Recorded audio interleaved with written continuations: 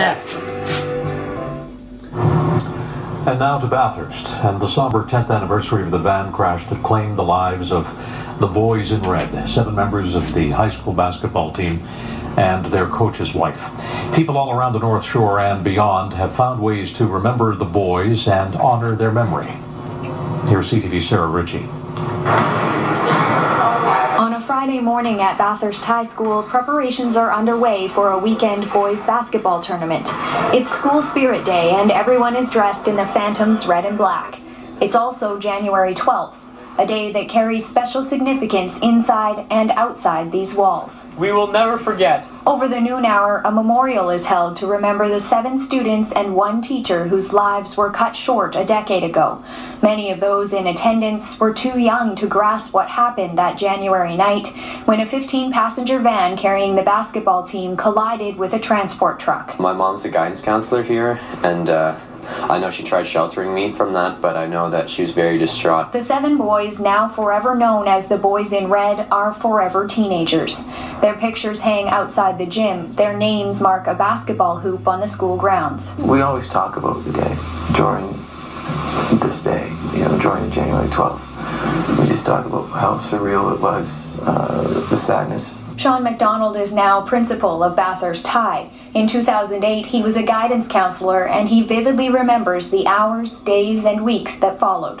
As a school, we really saw the resilience of kids and how kids helped us heal. Life inside the school has necessarily moved on, but each January 12th, there's a pause.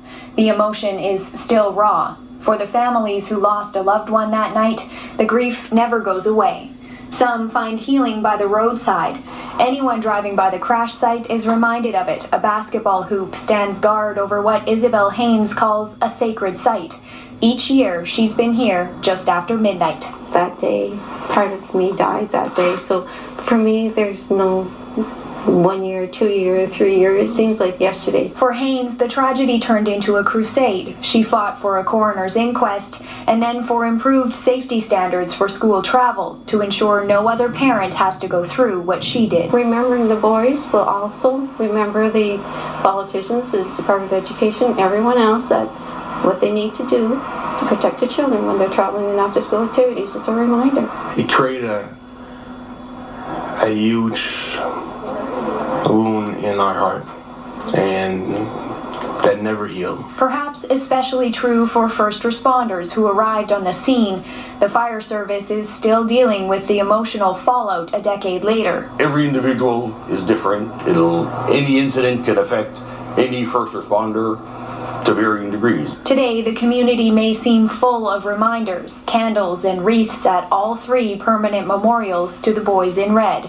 For the first time, flags are flying at half-mast as the city recognizes a day of mourning, even as it grapples with how to acknowledge the loss. How do you respect both sides and, do what's right for the families and the memories of the lost ones, but at the same time allow the living and the participants to move forward and go on with their lives. And unfortunately, I don't think there's an easy answer or a right answer. And although some within these halls didn't even know the people whose names are forever etched on this city's consciousness, I know we'll always remember their legacy no matter what.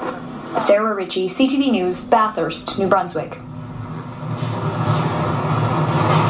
Coming next Friday.